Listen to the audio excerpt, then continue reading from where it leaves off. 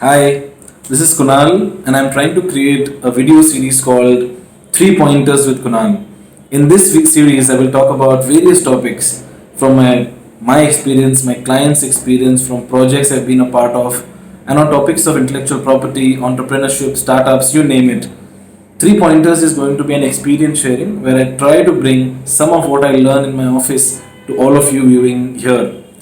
The first topic I felt like I want to talk about is why startups fail. Now, in my experience of practicing for the last half a decade, I've closed more companies than I've started. And I've seen a pattern among the companies I've closed.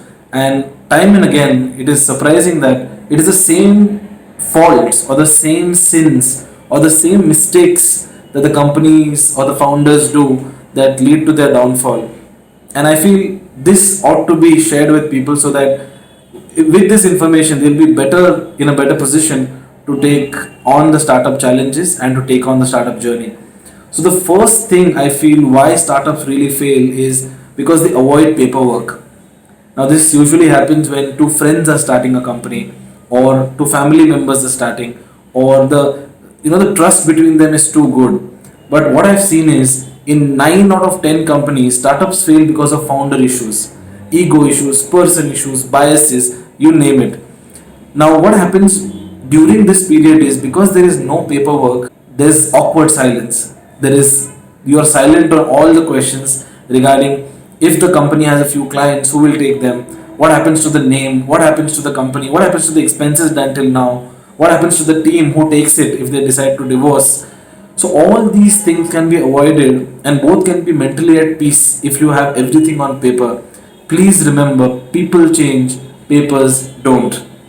The second reason think is what leads to the downfall of a startup is bad timing. Now, this might sound very generic and very abstract, but timing is essential. In any market, if you're too late to the party, of course, there are dinosaurs in the game, and you don't want to compete with dinosaurs in already saturated market unless your service is phenomenal, way cheaper or way faster than the competitors. Or if you come too early to the market, people will not warm up to you. Why should they try you? And it's a different challenge altogether. And therefore, hitting the sweet spot in terms of the perfect timing will really make a big difference in your success or your failure. A good example is of the electric car Reva, which was launched back, and there were no charging station, and the infrastructure around it was very weak, and therefore it never took off. Whereas now the probability is very high. So the timing is super crucial.